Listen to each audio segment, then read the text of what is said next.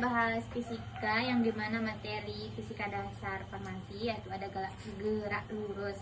Nah, gerak lurus itu kan dibagi jadi dua, ada namanya GLB sama GLBB.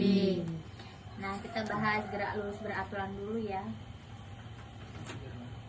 Apa itu gerak? Gerak itu adalah perpindahan dari satu tempat ke tempat yang lain. Betul. Nah, ini ada gerak, jarak, sama perpindahan. Gerak itu adalah perubahan kedudukan suatu benda terhadap titik acuan. Sedangkan jarak itu panjang seluruh lintasan yang ditempuh suatu benda. Sedangkan perpindahan, perubahan kedudukan awal dan akhir suatu benda. Kayak contohnya nih, ada seorang pakai sepeda, jarak antara arah awal sampai arah akhirnya itu kan 3 km. Tapi dia balik lagi dalam jalan yang sama sejauh 2 km.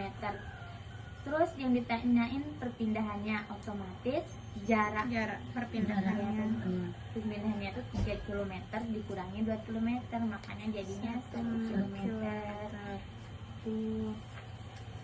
Next, di sini ada besaran yang digunakan dalam gerak lurus. Ada kelajuan, kecepatan, sama percepatan. Kelajuan itu yang dimana jarak yang ditempuh tiap satuan waktu, sedangkan kecepatan perpindahan persatuan waktu. Kalau percepatan, perubahan kecepatan terhadap waktu. Perbedaannya itu di sini, kalau kelajuan itu jarak, sedangkan kalau kecepatan itu perpindahan persatuan. Kalau percepatan itu perubahan kecepatan terhadap waktu. Nah, di sini kita bakal bahas GLB dulu.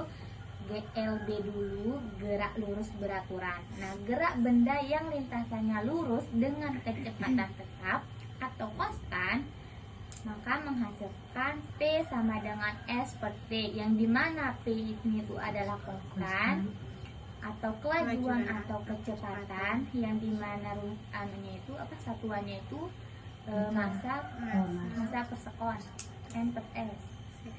Ya, E sama dengan jarak atau perpindahan, satuannya meter. T itu waktu, sekon itu sama dengan 1 detik. Sekon itu detik. Ya. Ya, makanya kalau diubah ke jam itu kan 60, dia bilang 1 jam 60 menit. Enggak sih, 1 menit 60 detik. Ini grafik gerak lurus beraturan. Grafik kecepatan terhadap waktu, P min T. Kok aku ini sama ada gambar yang ini tadi ya, ada di bagian GLBB. Untuk soal yang ini sama dia kan ya. Tapi ini kalau yang ini kan GLBB ya. Iya, ini kalau yang itu kalau nggak salah kan itu waktu ya, S itu sekon. Iya, bingung biasanya. Nah, itu kan ini saya nggak tahu. Nih contohnya itu ada kereta api yang melintas di jalur rel yang lurus. Itu kan GLB karena dia kan lurus terus dengan kecepatannya itu konstan, top dia kecepatannya enggak dia lambat, sama kayak mobil yang melaju di jalan tol dengan kecepatan konstan. Terus kita bahas di bagian GLBB, gerak lurus berubah beraturan. Gerak benda yang lintasannya lurus dengan kecepatan berubah terhadap waktu dan kecepatan tetap. Yang tadi GLB kan untuk kecepatannya itu konstan, kalau GLBB itu berubah terhadap waktu sama percepatan tetapnya. Sama P berubah, A itu konstan. Tadi kalau dia GLB itu kan A nya itu sama dengan 0, P itu sama dengan konstan. Nih persamaannya, ada VT sama dengan VO plus A kali T. E sama dengan V0T plus setengah A kali T kuadrat. VT kuadrat sama dengan V0 kuadrat plus 2AS. A kali S. A percepatan, S perpindahan. Ini ada grafik GLBB. Mirip dia grafik GLBB sama GLB, tapi cuman ini penentuannya itu beda. Ini kan tadi T, ini S. Ini T ya, ini S. Ini ya. Ini tuh. Nih contohnya ada pesawat lepas landas kalau berkendara di jalan menurunan kan? Iya. Nggak di atas sama kecepatannya. Ya ini kan naik. Iya, itu ya contohnya. Beda kan contoh GLB sama GLBB. Nih, GLBB itu juga dibagi dua. Ada GLBB dipercepat sama GLBB diperlambat. Nah, sini ada gerak vertikal. Gerak yang disebabkan oleh gaya tarik bumi. Gerak ini memiliki percepatan sebesar G gravitasi yang dikenal dengan percepatan gravitasi bumi. Contoh gerak vertikal adalah benda yang dilempar vertikal ke atas. Benda yang jatuh dari ketinggian tertentu. Kayak misalkan lempar apel nih ke atas. Kalau dia makin bawah kan makin cepat rasanya. Ya turun Itu kalau dia ke atas lambat. Ya lambat, dia kan di atas kayak lambat, dia balik terus pas udah di bawah cepet dia. Udah contoh dengan gerak vertikal ya. Kurang tinggi. Nih macam-macam gerak vertikal, ada gerak jatuh bebas, gerak vertikal ke atas sama gerak vertikal ke bawah. Gerak jatuh bebas, istilah jatuh bebas dapat dipahami sebagai jatuh tanpa kecepatan awal. Semua benda yang jatuh bebas mengalami percepatan yang sama. Percepatan itu disebut sebagai percepatan gravitasi bumi. Gerak jatuh bebas adalah gerak vertikal ke bawah dengan kecepatan awal sama dengan 0 dan percepatan konstan sebesar percepatan gravitasi bumi yaitu G. Jadi gerak jatuh bebas merupakan gerak lurus dengan percepatan konstan. Jadi kita bakal lanjut membahas tentang persamaan gerak jatuh bebas.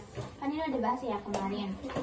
Kita lanjut ya ke gerak vertikal ke atas. Yang dimana gerak vertikal Yang dimana gerak vertikal itu benda mula-mula dilempar vertikal ke atas, atau dengan kata lain, benda memiliki kecepatan awal yang arahnya ke atas. Ketika di ketinggian maksimum kelajuannya 0 meter per sekon. Ini rumusnya. Terus ini juga keterangannya. Next, kita lanjut ya ke gerak vertikal ke bawah. Kalau tadi itu ke atas, yang ini ke bawah. Yang dimana merupakan gerak vertikal benda mula-mula dilempar ke bawah, atau dengan kata lain, benda mempunyai kecepatan awal yang arahnya ke bawah.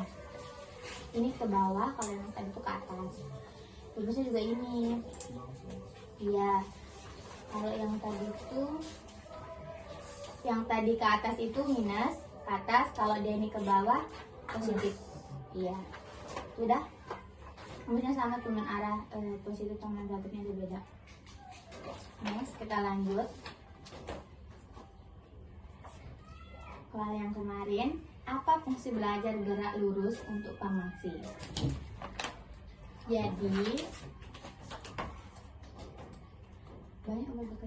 Jadi untuk pemahamannya itu banyak obat bekerja untuk sistem muskuloskeletal atau otot, tulang, sama sendi. Nah, konsep gerak lurus ini tuh membantu memahami bagaimana tubuh itu bergerak, gaya yang bekerja pada sendi, serta perhitungan biomekanika.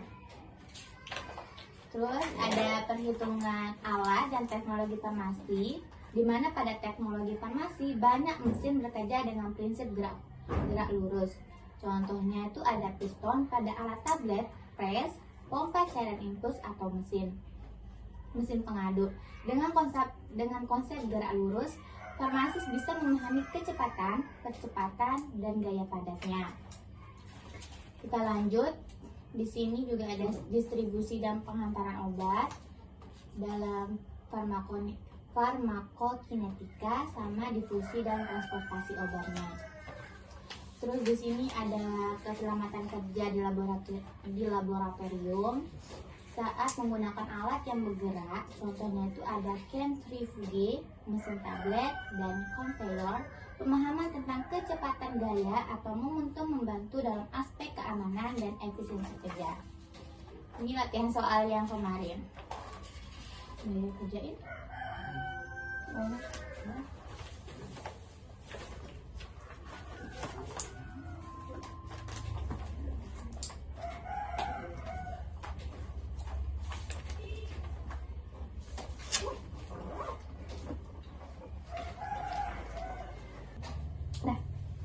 Nah, ini latihan soalnya kan di sini katanya sebuah cairan infus menetes secara konstan dengan kecepatan 1 tetes setiap 2 detik.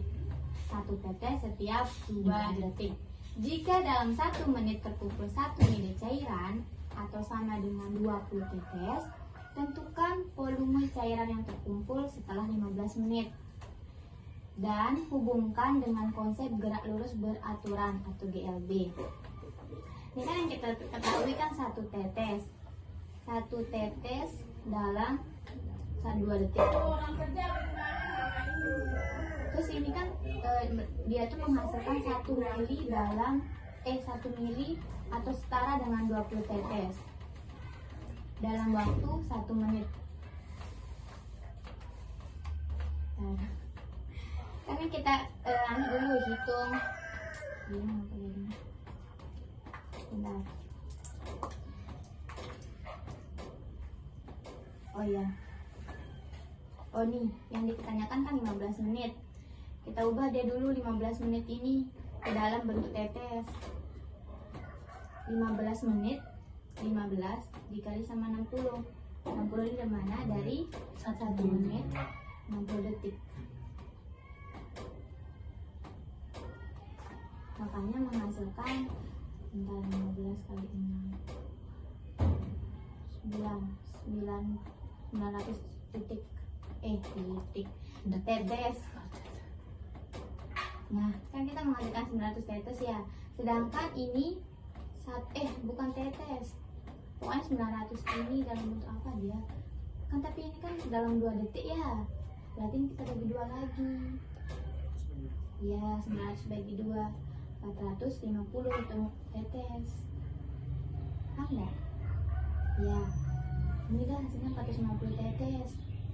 Tapi kan setiap 1 mili cairan itu 20 tetes. Jadi kita lagi 20. Makanya menghasilkan 22,5 tetes. Yang dimana 15 detik. ya M plus S, yang dimana jadi volume cairan yang terkumpul setelah 15 menit yaitu 22,5 tetes. Ini dah jawabannya. Terus yang kedua kan hubungkan dengan konsep gerak lurus beraturan. Konsep ini kan GLB yang beraturan, yang dimana kan dia tuh tetap konstan kan 0 ya nilainya. Di konstannya itu kan di sini di 1 tetes itu setiap 2 detik. Itu udah termasuk dia jadi GLB karena berkaitan sama GLB yang dimana jumlah tetes dan waktunya itu sama. Tidak dia berubah, misalkan setiap 1 menit dia berubah tuh enggak.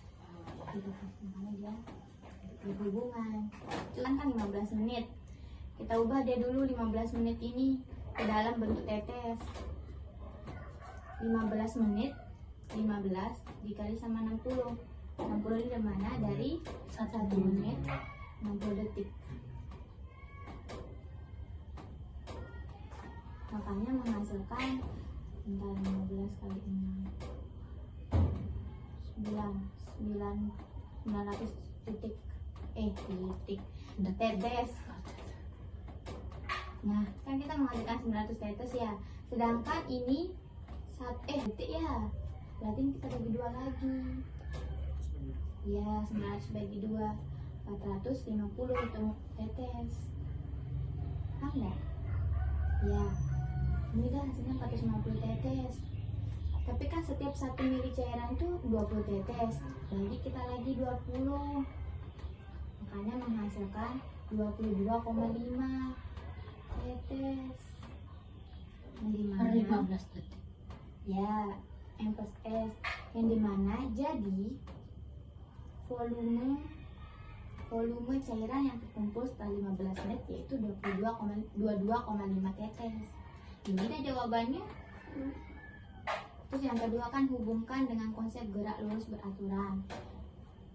konsep ini kan GLB yang beraturan, yang dimana kan dia tuh tetap konstan kan nol ya nilainya. Di konstannya itu kan di sini di 1 tetes itu setiap 2 detik, itu udah termasuk dia jadi GLB karena berkaitan sama GLB yang dimana jumlah tetes dan waktunya itu sama, tidak dia berubah. Misalkan setiap 1 menit dia berubah tuh enggak gitu, makanya dia berhubungan.